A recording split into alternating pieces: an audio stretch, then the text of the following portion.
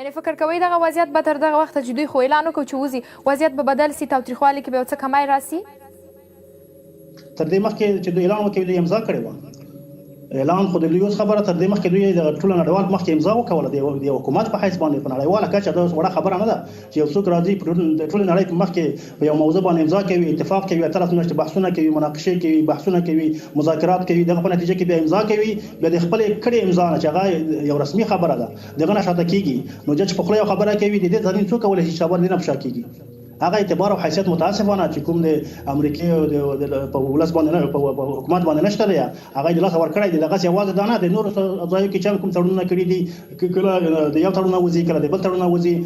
تعهد نه لري التزام نه لري ژبه نه لري قانون نه لري خبره نه لري دغه څه بندوباره کیسه روانه کړی ده او متاسفانه په دې رابطه به ټول سره غلي دي هیڅوک څه نشي ورته ویلای حتی په میډیا کې موږ د بیان ازادي چې ورته وایي د حق ویل هغه څه نشي کولای چې وایي چې دا کار غلط وکړ سره دې چې دا ټول غلطي وکوله دا اشتباه وکوله ښاغلی نعیم که راشو دغه بلې مسئلې ته چې اوس تر ډېره پورې اوس یعنې تر ډېره ګوته تاسو ته نیول کېږي اوس خو دوی اعلان وکړ چې تر سپټمبره پورې وځي نو ستاسې په دغه وروستۍ اعلامیه کې ویل شوي دي تر هغې چې بهرني ځواکونه ونوځي په هېڅ کنفرانس کې د سولې په نوم باندې ګډون نه کوي یعنې معنا دا کیدی شي چې د سولې خبرې به تر سپټمبره ځنډېدلې وي دغسې خبرې به نه وي دلته دوه ټکي د یادولو وړ دي لومړی دا چې دغه اعلان چې دوی وکولو په دې سره دغه توافقنامه چې د ټول نړۍ په مخ کې امضا کړې وه او ټول نړیوال هغه تایید کړې وه دغه نه یې سرپیچي وکوله دغه نه یې سرغړونه وکوله نو دې سره طبعا حالت بدلیږي دا چې څه به کېږي په دې رابطه باندې به وروسته بیا حالت خپله مشرتابه مشران په دې رابطه د خپلو مشورو د هغه نه وروسته چې کومه پرېکړه کېږي هغه به وروسته بیا ګورو سره دا یوه خبره او دوهمه خبره دا ده چې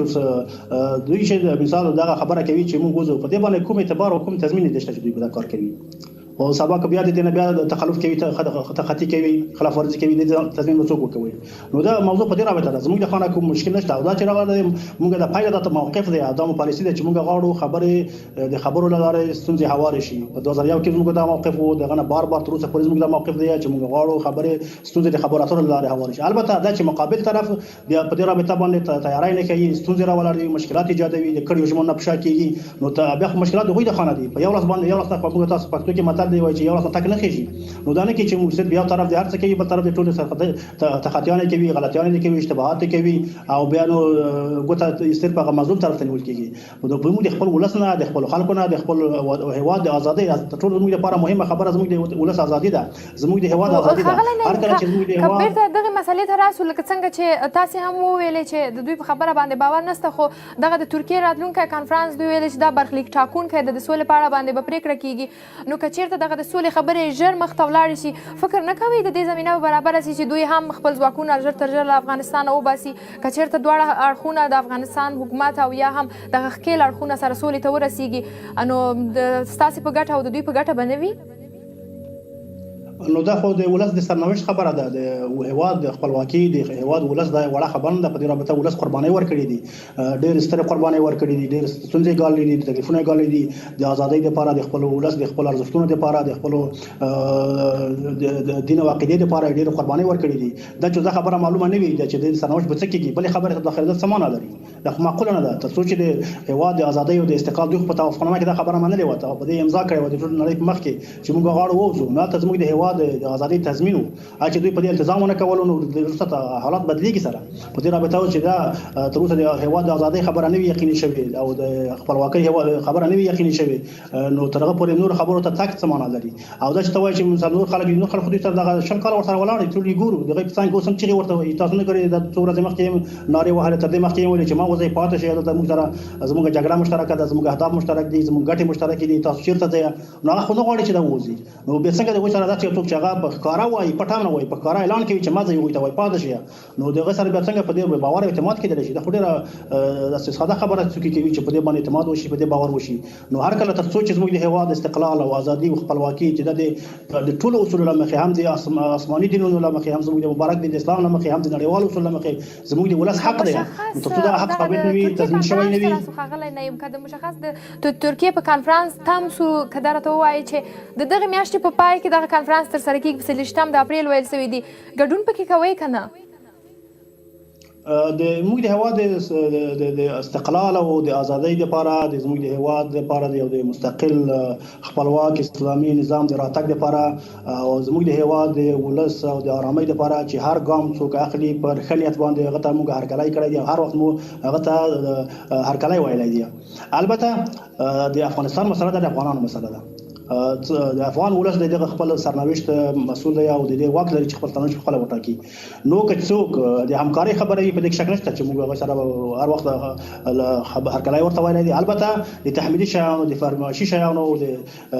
داسې شیانو چې هغه د ولس زموږ د ارادې خلاف وي، زموږ د ولس د خپلواکۍ سره په ټکر کې وي، زموږ د ولس د معتقداتو سره ټکر کې وي، هغه چې هر ځای وي هر څوک وي هغه نه افغان ولس منلی شي او نه یې مني. په همدې اساس زموږ هر ګام چې دی موږ چې هغه ګام اخلو د دغه اصولو په رڼا کې اخلو چې هغه زموږ د اسلامي ارزښتونو سره زموږ د هیواد د خپلواکۍ د ازادۍ د ولس د لوړو ګټو منافع او لیا سره په ټکر کې نه وي. دا ښه خبره ده چې مشکلات حل شي. البته حالات ځمکني حقایق په نظر کې نیول دا ټول هغه شیان چې باید په نظر کې ونیول شي او په دغه کنفرانسونو باندې هغه هر څه کوي هر ځای کې چې وي نه دی غواړي چې ستونزې هواريږي بلکې ستونزې نور ورسره زیاتېږي. یعنی فکر نه کوئ چې دغه ترکیه په غونډه کې چې تاسو څنګه یادونه وکړه لکه څنګه چې دغه ښکیل اړخونه ټول وایي چې دا برخلیک ټاکونکی دی، فکر نه کوئ دغه موضوعات چې تاسو یاد کړل په دې کې به حل سي او بیا هم دغه ځواب ترلاسه نه کړي چې تاسو په دغه کنفرانس کې ګډون کوئ که نه ځکه چې ورځې ورته لنډې پاتې دي؟ په دې رابطه خو موږ ټویټ وکولو او خپل موقف مو ښکاره کړ. نه پوهېږم چې تاسو نور بیا څه وضاحت غواړئ. هغه ټویټ ټول نړۍ ولیدلو. موږ په دې رابطه وویل چې دا کنفرانس کې موږ ګډون نشو کولی. البته دا چې په دې رابطه باندې آینده کې څه کېږي هغه خو ما وویل چې د آینده وروستۍ خبرې دي په دغه وروستیو تحولاتو سره چې په ټولو کارونو باندې سره د زموږ د مشرتابه مشران غور کوي، دغه په رابطه کې به مشورې کېږي. بیا چې څه کېږي هغه وروستۍ خبرې دي. خو فعلا دپاره ده چې دغه حالات سره تغییر شول نو طبعا په دې رابطه باندې اوس فعلا حالات دغسې دی. ډېره مننه. ښاغلی نعیم، په دغه وروستیو کې ستاسې یوې نوې مرکې ځینې برخې په دغه ټولنیزو رسنیو خواله رسنیو کې لاس په لاس کېږي چې له تاسو د ټاکنو په اړه باندې پوښتنه شوې ده. موږ هم تل دغه پوښتنې مطرح کړي دي او بیا هم له ټولو سره شاید دغه پوښتنه وي چې د ټاکنو په اړه باندې ستاسې موقف بیا هم څه دی؟ یعنې ستاسې ډله به داسې ذهنیت ته اماده شي چې د ټاکنو له لارې واک ته ورسیږي او د خلکو په رایو باندې راسي، یعنې د یو اصل په توګه د ستاسې ډله دغه برخه مني؟ ډېر ښه ټکي ته اشاره وکوله. دا پېښه پرون رامنځته شوله او په ډېر تاسو سره باید ووایو چې زموږ ژورنالیزم کې د مطبوعاتو کې داسې څوک شته چې هغه د ژورنالیزم د اصولو ته التزام نه لري، د بیان د ازادۍ اصولو ته التزام نه لري. سره د دې چې خپله د بیان د ازادۍ چیغې وهي خو هغه ته التزام نه لري. هغه داسې جریان و چې هلته په هغه وخت کې په 4 بجو باندې زموږ د بل هغه سره مرکه وه په ژوندۍ بڼه باندې. نو هلته 2 دقیقې پاتې وې. هغه ته موږ هغه وکولو چې وخت کم دی او د دوی مرکه ثبت وه. نو متاسفانه دوی دغه ځینه هغه شی ثبت کړي وو، بیا دغه نه سیاسي استفاده وکوله او داسې یو شی نشر کړل. په هغه رابطه موږ پوره ځواب لرو. هغه دا چې دا ښه خبره شوه د ټاکنو دپاره ټاکنې نه پرېږدو. تاسو کومې ټاکنې کوئ؟ هغه ټاکنې چې تر اوسه پورې زموږ په هېواد کې تقریبا 15 کال راهیسې وشولې، 3 ځله ترسره شوې که 4 ځله ترسره شوې. نو د دغه هرې ټاکنو نتیجه څه شی وه؟ آیا هغه باندې ولس باور نور هم ترلاسه ورنه کړ؟ آیا دغه ټاکنو سرنوشت د بهر نه ونه ټاکل شولو؟ آیا تر اوسه پورې دغه د ټاکنو نتیجه موږ تاسو په هېواد کې نه ګورو چې هلته په یو اداره کې دوه مشران دي؟